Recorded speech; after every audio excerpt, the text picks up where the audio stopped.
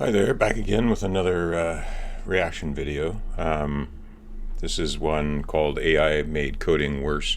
Um, and the YouTuber who posted the video at the end is asking for feedback. I'll tag him in this. I don't know if you'll see it or not, but I just wanted to share my sort of thoughts just because I thought they contrasted from what he was saying.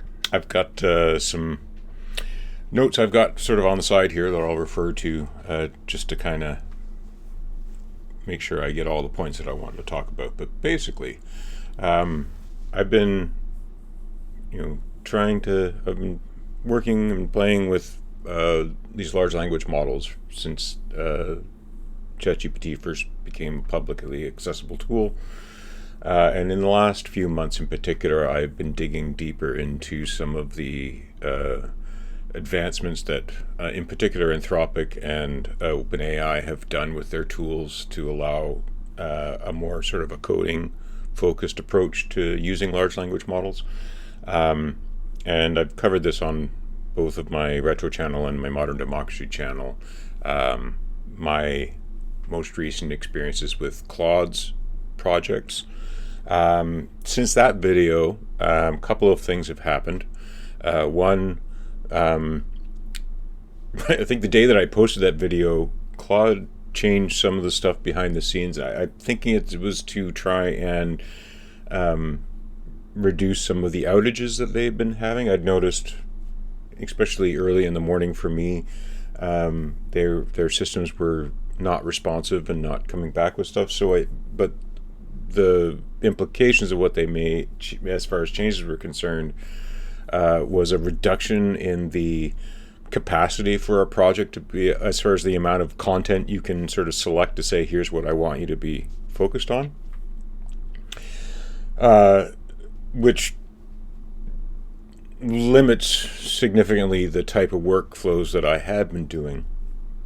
Didn't make them unusable, but it certainly, especially for the NitroOS 9 assembly language agent that I'd set up, I can't give it access to all of the assembly code that is sort of the kernel and the core commands of NitroOS 9 all at once. I have to sort of turn things on and off. The other thing that happened was I ran out of my my allotment of free Claude tokens just before Saturday, I think it was. And I'm still waiting for my timeout to I think tomorrow in the afternoon is when I'll finally get it back. So, because I was kind of blocked by Claude, I then switched over to OpenAI and ChatGPT, and I started kicking the tires on their Codex application, which is a desktop application you can download from the Microsoft App Store, in Windows anyway. You can get it through Mac as well. And it operates a little differently than the way that Claude's projects do. Like I said, with Claude, you had to specifically select the files that you wanted the project to have access to, so the agent was aware of. So the thing I liked about that was that I didn't have it accessing everything in my project folder or my GitHub project repository. But like I said, with the new limitations, it definitely kind of reduces its viability for some of the things that I was doing. Now, the last time I tried to do something comparable with ChatGPT, I was using the command line interface in VS Code, and that one I found was way too heavy as far as what it did all sorts of stuff. It wasn't following my instructions very well, and it started doing things well outside of my requests.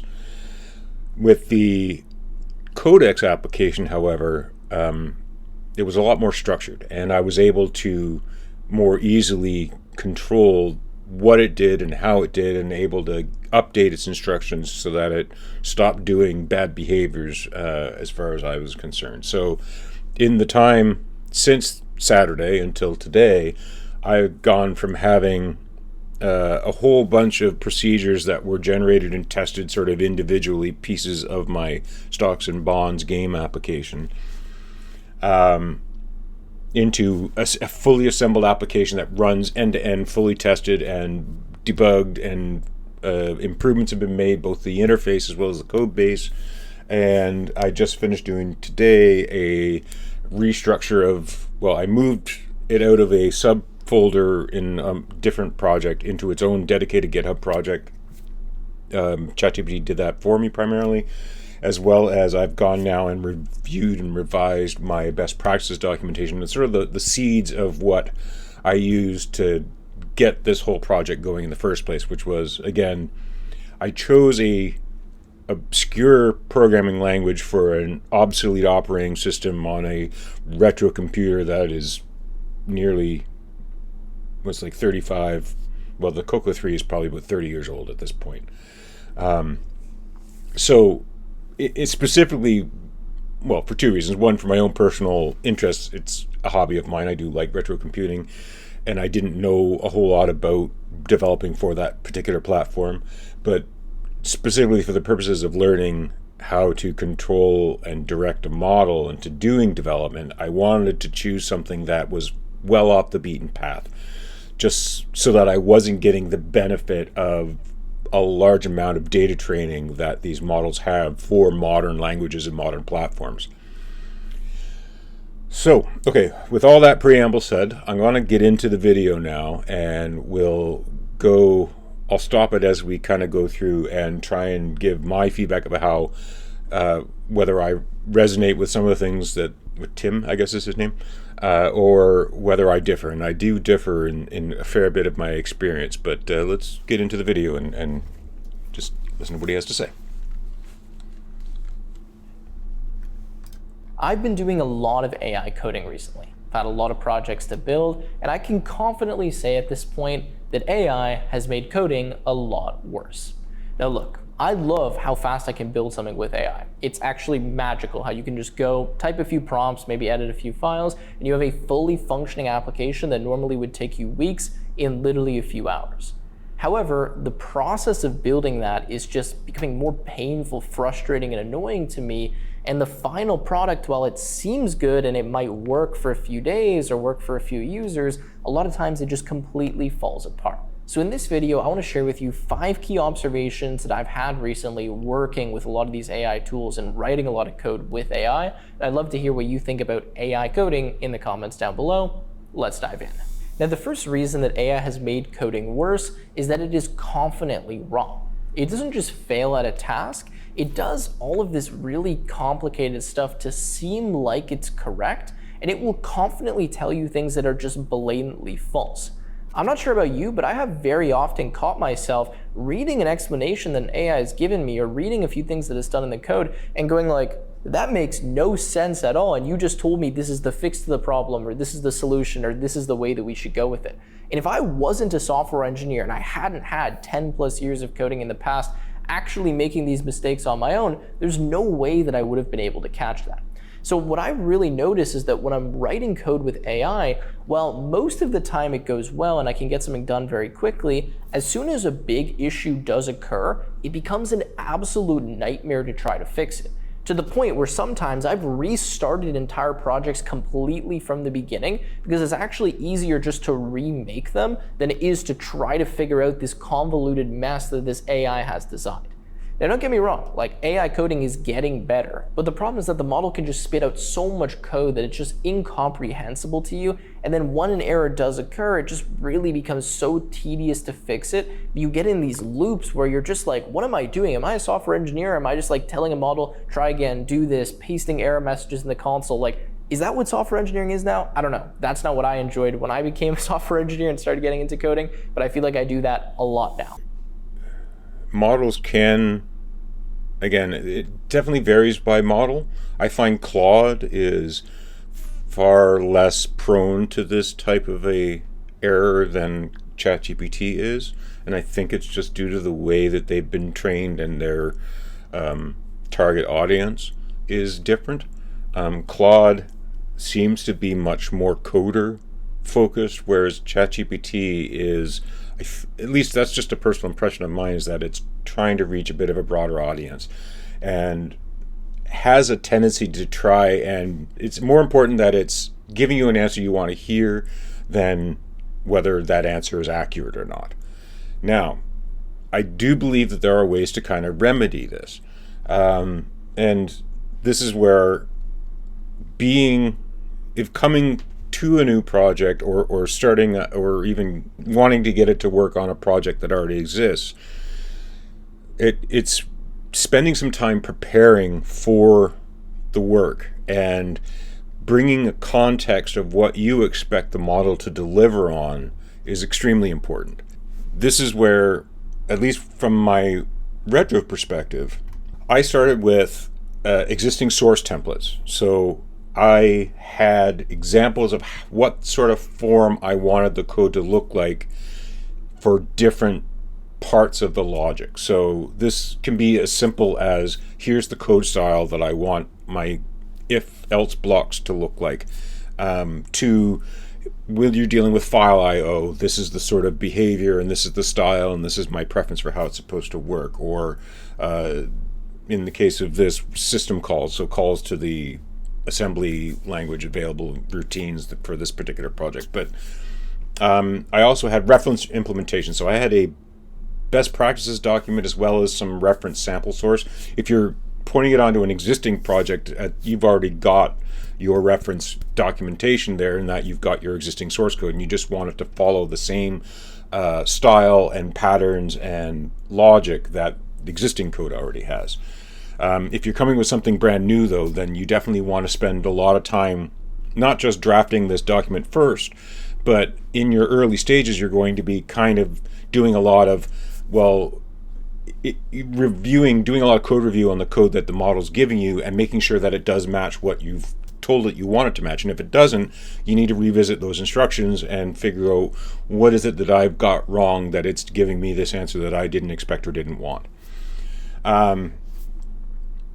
Again, it depends on the technology stack that you're wanting it to develop on. If you're dealing with something that's pretty well known, like a web-based interface, a lot of that heavy lifting is already done for you by things like, if you're using a particular third-party API, usually those are fairly well documented, including some sample codes or even open source applications that use it if it's something that does the same sort of style and approach that you're looking for. But if you don't have a clear idea of what it is that you want as an output, you're going to find less success, I think, in the type of code that the model's going to generate for you. Okay, let's go on to the next point. Now, the second thing that really bothers me about AI coding is that you stop learning how your code base works. This morning I was just working on a project. I wanted to automate some stuff for kind of my YouTube sponsorship management. And I generated a full, complete project that had like tracking of different campaigns and billing and invoicing and email management. And right now, if you ask me how that thing works, I honestly have no freaking idea. I just wanted to get it done quickly. I gave it, maybe 100, 200 prompts over like a 2-3 hour coding session, and we got it. It works, it's functioning, but I have no idea how. I don't know the architecture. I just know the stack. Okay, we use Next.js to build it out, but I didn't make a lot of these complex decisions that usually you would make as a software engineer when you're designing this software. Now, maybe that's on me. Maybe I should really be way more involved in the architecture, but when it's so easy to get something built so quickly, you stop caring about all these smaller decisions, and because of that, you stop learning how the code works, and you lose that kind of domain knowledge, or I don't know, like that info that you just have, that intuition that you build when you work on a code base for a long time, which makes you, first of all, not really appreciative of what's happening, but also just not understanding, which again, when we run into a big problem, or when we do need to overhaul the code base or do a refactor or understand if we have a capability to add something, you just honestly do not know because you weren't the one who made a lot of the decisions. Now again, this is absolutely self-inflicted, and you can kind of mitigate that issue and go a lot slower than I've been doing it, but just losing that intuition and kind of that intel and architectural understanding of the code base, I think we really took that for granted, and I'm just realizing how valuable that was. I think this is primarily user error, and I understand the temptation that these tools can really help you advance your project extremely fast. And if you're not regimented in your approach and you're not ensuring a couple of things along the way, you can really get over your skis and like he's saying, you could lose track of how the applications works and how it's written. A couple of things that you can kind of do to really mitigate this, though, is one, be very, make sure it's not just generating the code, but it's generating proper test code and patterns and procedures, so that you've got unit testing and you've got end-to-end testing being built alongside the code base, so that you've got what it's supposed to do and that the tests are always passing, so that if code changes and all of a sudden your unit tests start failing, something's gone wrong and you can be aware of an issue right away. Another issue, though, would be more about and like I said, I think especially when you're dealing with a new workflow or a new project or a new code base, or you're just trying to learn how these models work, it's really important to start slow. Like I said, the temptation is to just, it worked, let's just keep going. But you really do want to spend a lot of time doing code review, and looking at it line by line, working in GitHub Desktop and seeing what has changed, or looking at the source file and just reading the code and keeping yourself familiar with how the code is being built. Once, like I said, when you have a large application and you've got your sort of base patterns down and you've got things into a fairly modular style, I think as the project progresses, that becomes less and less necessary. But again, I do want to underline the ability to have that unit testing in place, so that every change that comes into the system if you have that robust testing system, and it's being run on a continual basis on your dev environment, you're going to be alerted when things start breaking, and it will be less likely that you get that disconnect from how the actual application works, and end up in a situation where it's such a rat's nest of code. And I think that's partly just due to these models don't have a particular style that they're trained on. They're just given a huge dump of whatever's out there, especially if they were trained on things like Stack Overflow. It's just every developer has their own different style. Every developer has their own or different approach on how to solve a problem, and it's not going to be picking a particular style or approach unless you've told it, these are the styles, these are the approaches that I want you to take, so that there's a consistency there. Let's go on to the next point. Now, the third major thing that I've noticed about AI coding is that it optimizes for passing your tests, not actually working at scale. Now think about it, right? An LLM is just this transformer architecture, or what it's attempting to do is predict some output, right? You tell it something and it's like predicting the next words, at least in a simple chatbot example. So when you tell it something like, fix this, or solve this problem, or build me this feature, it's not actually thinking about, how do I make this feature scale? How do I make it work long term? How does this integrate with all of the other things that we've already built? It's thinking about, how can I pass this user's review so that they give me a positive outcome, right? That's what it's actually designed to do, behind the scenes. We have all these extra fancy things that can make it better, but ultimately that's its goal, right? Pass your review and give you what you are looking for, which is like a quick fix to a particular problem that you have. Now, because of that, when you use AI, and especially you get deep into it in a project, you end up getting all of these really weird, obscure, like edge cases and race conditions and memory leaks and problems that later on are actually almost impossible to fix without completely changing the way that you've done things.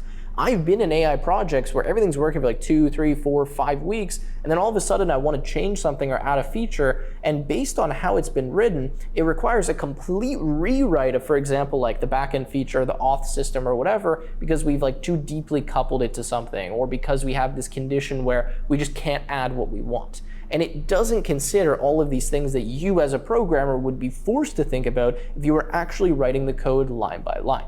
At least when I used to code manually, I came up with a plan, I started writing bits and pieces of it, I was connecting it together, and the plan always changes, right? As you're going through, you change what you're doing based on what you realize. Okay, I can't write it this way because that's going to be a huge headache in the future. Okay, those variables don't make sense, and you adjust it in real time.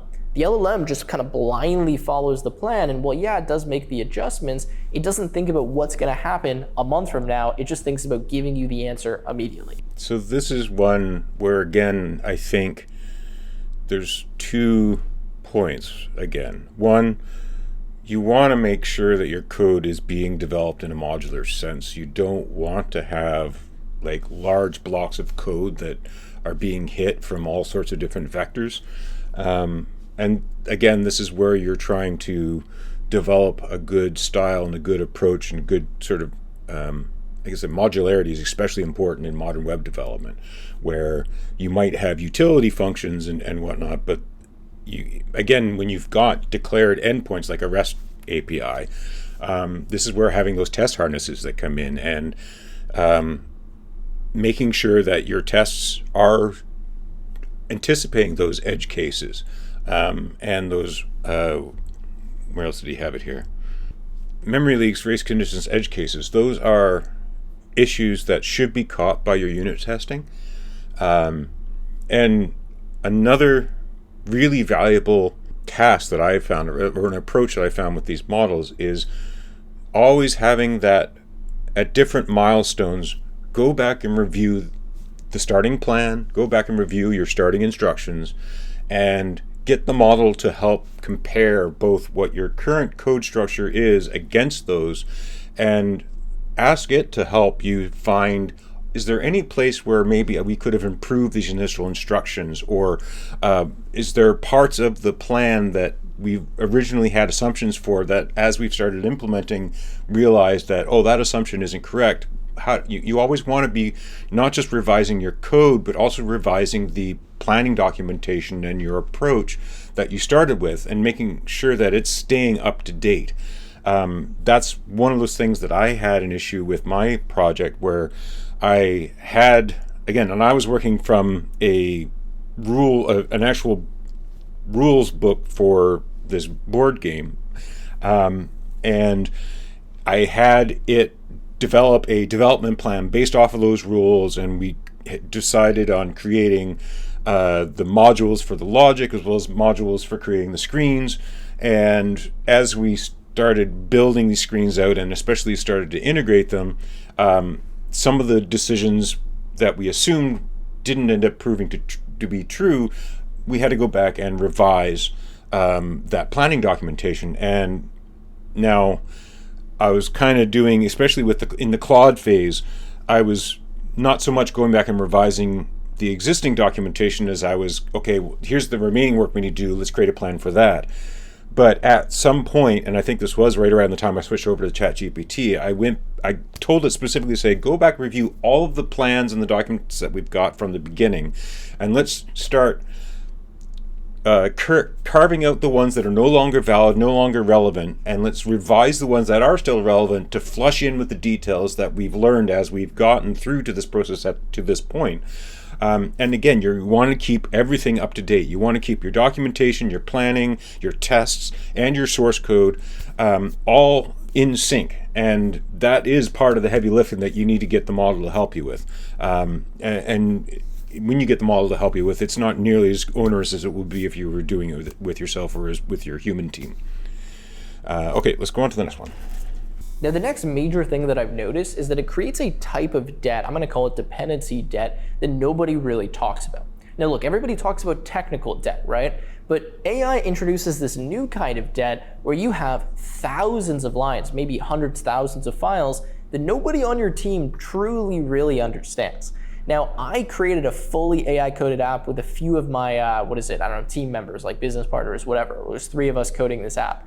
And we were all just like in Cursor and Claude Code whipping up all this stuff. And we got something out really quickly and it was cool and it was working. But then we actually got to a point where we're like, okay, maybe we're gonna sell this. Okay, maybe we're gonna release it to more users. And when we started going through and actually trying to do some real engineering on this, none of us had any clue how this thing was actually built. Like, we knew the general stack and some of the languages, but like the whole architecture was just blind. Like, we didn't know any of it. And that really hindered us from being able to do what it is that we wanted to do and having an educated conversation about the current state of the code base, what we needed it to be at, where we needed to change things. We just had all of this massive amount of like AI unknown debt where we didn't even know how bad it was. Now, what we ended up doing was literally just refactoring and rebuilding the entire thing. Funny enough, we used AI to help us do that, but in a much more structured manner, where we then got to a stage that we really should have been at before, but we just didn't consider when we were like vibe coding the whole app up. So this is kind of terrifying, especially as the project grows larger and larger and larger and larger. And it's one thing to have technical debt, at least that you understand that it's there. It's another to have this AI debt where you don't even know how bad it is. And when eventually you do need to fix it, it can be a massive headache. So this might be kind of covering the same ground a little bit, but again, I think it's very important that you never put yourself in a position where production or code that's intended for production is where you let the AI be the arbiter of understanding how that code works. You need to have humans understanding, not necessarily line by line, but you should at least understand the architecture and the modularization and how the different parts fit together. And it's best if you're able to do that as you're doing code reviews on the modules that are being worked on and by the model. And like I said, really good, thorough unit testing can really help you with this, because you're defining these limited, you want to really restrict the options of what the model has in order to be a successful code result. And not just, like I said, it's very easy if you're not thinking about the requests that you're writing to the model as essentially code in English form or in language form. It's very easy to forget to mention those edge cases or the specific minor details that maybe you hadn't thought through. If that happens again and again and again, then yeah, I can easily see how you end up with tech debt, where the model is the only part of the system that has any sort of understanding of the code base. And if you get to that rat's nest point, then yeah, maybe you do have to go back and re-engineer everything. And I think when you're investigating something new, you're trying to test the viability of an idea, that's not necessarily a bad approach to have the model just whip up things and test viability. But you need to be prepared to throw all of the actual code that comes from that type of a process away. And you want to get to the point where you're ready to start really buckling down and being a lot more restrictive in both your instructions and the requirements of what it is that you want the model to build, because the sooner you switch over from that sort of free flow vibe coding approach of just let's get this going and see if this is something that'll work, you are adding more and more to this tech debt that you may have to throw things away. Again, my preference is, if it's something that I'm not sure of how it's going to work, I focus on the parts that I don't understand, and we just build little tests. It doesn't have to be the full-flown application. You just say, well, here's the part of the puzzle piece that I don't understand how this is going to work. Let's just focus on that, do some vibe coding until we get something that is kind of working. Now let's take a step back and build out a proper plan, proper testing, proper modularization, and then we can start breaking down the tasks into smaller units that are much more digestible, both for the model to produce and be confident that results you're going to get back are clean, and also to help ensure that you're staying on top of your infrastructure. At the end of any AI-assisted development project, the humans need to, at least the people at the top, need to both understand the architecture from top to bottom and feel confident that there's a consistency and a cleanliness to the code that the model is generating. And if at any point you feel that you're not confident in those particular points, that's when you need to step back, rethink about what your approach is, maybe alter your instructions or alter your inputs, and start tackling the problem as soon as you can. You can't just kind of let this thing persist, because the more that you let it persist, the worse the problem gets. All right, let's go on to his last point. And now the last and probably most frustrating thing that I hate about AI coding is the just fix it loop. Now, I'm sure you guys have been in this, and this again is self-inflicted. It's easy to say, oh yeah, just don't do that, go manually fix the code yourself. But what I'm talking about here is when the AI makes a mistake, you tell it to fix the mistake, it doesn't fix it, and you just keep going back and forth for what starts at 10 minutes and then 20 and then 30 and then an hour and then 2 hours, where you're just trying to fix bugs all day, and your prompts are literally just fix this, here's the error message, here's what went wrong, let's try this solution, let's fix this, let's fix that. Where if you had just coded it correctly the first time, which maybe took you 10 minutes of manual work, you never would have been in this situation. Now, as much as this really shouldn't happen, it happens to me all the time, and I get in this trap with the model where, again, like, I'm just prompting it the same thing over and over again, and then I sit back and I ask myself, like, what am I actually doing right now? Let me just open up the file, let me try to fix the code manually. But that sometimes feels like, oh, I shouldn't have to do that, the model can just fix this problem, but oftentimes it can't. So I'm kind of curious what you guys think specifically about this point, because this is the most frustrating part about AI coding, where you're just sitting there like repeating the same instruction over and over again, and you're thinking, especially because you know how to do it yourself, okay, the model should be able to just complete it. I'm going to give it a really good prompt. Okay, I'm going to fix what I say. Okay, I'm going to give it the error logs, and it just can't figure it out. And you have to force yourself to now go and manually write the code or change the model or do something drastic to solve the problem that you feel like you shouldn't have to do. And because of that, you keep going back and forth with the model, and it would have just been faster at the beginning to fix it on your own. So anyways, productivity trap that I run into, and I'm sure you guys probably share the same thing, so I'm kind of just ranting at this point, but I wanted to share with you my thoughts. This is perhaps one of the most important skills you can develop as a developer, and that's the debugging mentality. And certainly, I think this is probably the skill that most developers are fairly weak on. Not surprising, I think, because it is a really hard skill. Not just knowing what's wrong, but knowing, because usually you know that something's wrong because you're observing behavior in the application that's not what you intended. But being able to isolate exactly what the actual problem is a extremely technical and difficult skill. And it, if you're breaking it down to its sort of fundamentals, a lot of it's about, like Sherlock Holmes, is eliminating the obvious, and then whatever's left is you're trying to eliminate the most obvious issues. And so that's where I have got a personal example from this project that I was working on. So I had a problem where I've got this game where I've got essentially there's a setup phase, an end game phase, and then there's a year loop for the stocks and bonds game.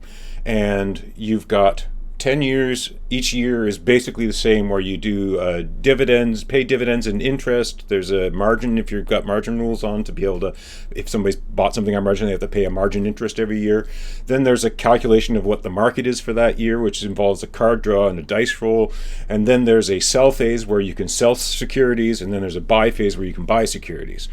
And I was having a problem where if I played the game with just an AI player, it worked no problem. If I played a game with just the human player, it worked no problem. But when I tried to play a game with both a human and an AI player, all of a sudden the thing broke.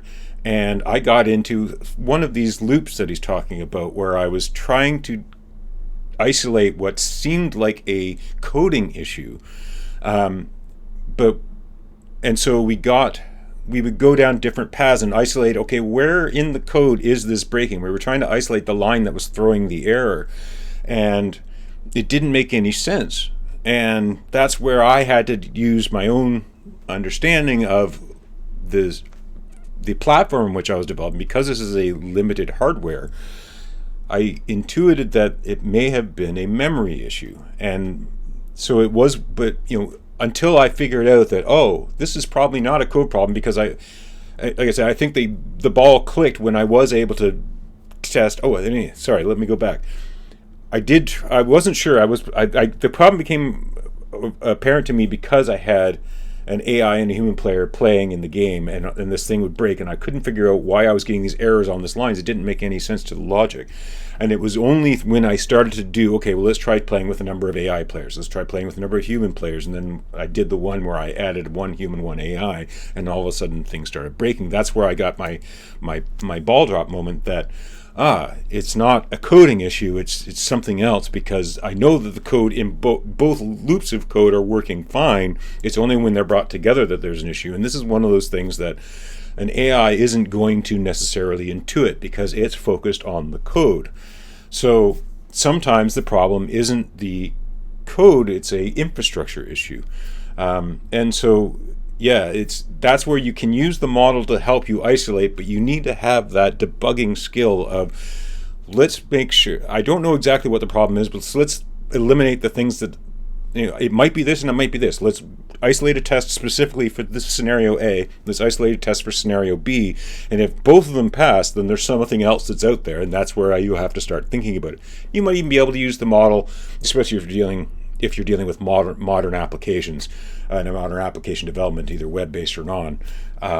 It may be able to help you with this, but you do need to be that debugger in the loop to start working through. You have to break the problem down into smaller and smaller units and eliminating bits of the problem until you can get down to exactly what the kernel of the problem is. I think that's about it. Okay, so those are my thoughts on this YouTuber's video. Like I said, I think there are always going to be hurdles with having a model doing a lot of the coding, but those issues can be mitigated by careful planning, meticulous detail in your instructions, reviewing and revising. In fact, let me go back here. Just to sum up, I've got it down to 6 short principles that I think might be useful for kind of summarizing what my thoughts are with using a model to do development.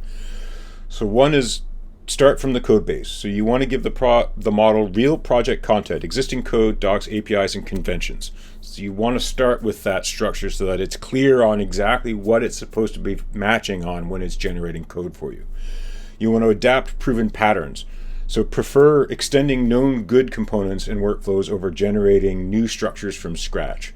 So again, you want to have those best practices, and it's only if you are getting it to write something that you don't have an example for, you need to spend more time taking what it produces and turning that into a new pattern that now forms that fundamental structure of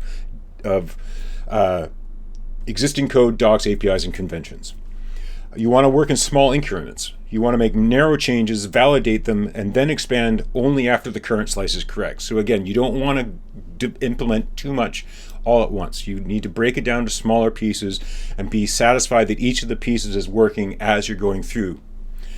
Validate your behavior, not just your code. So you want to use tests, you want to do local runs, you want staging checks, or manual flows to prove the feature actually works. Again, testing along the way, both unit testing as well as end-to-end testing that happens, like I said, having that a nice development platform that is constantly running these full end-to-end checks and running all of your unit tests every time code gets updated to it really helps limit the possibility of unintended changes getting into the system. Recheck alignment at milestones. So this is at regular milestones, and like I said, especially early on, these might happen with a lot of frequency early on, but as you get more comfortable with the model's responses and with the overall structure and documentation, this will reduce. But revisit your documentation, revisit your architecture and shared patterns early and whenever drift appears, then at major feature checkpoints once the workflow is stable. And finally, separate evidence from guesses. So you want to treat observations, hypotheses, and fixes as different things. Do not claim certainty without verification. You always need to verify. If you have a hunch that there's something not wrong, you need to verify it. So again, treat those 3 things separately. Okay, that's it for this video. Thanks very much for watching, and I'll see you next time. Bye-bye.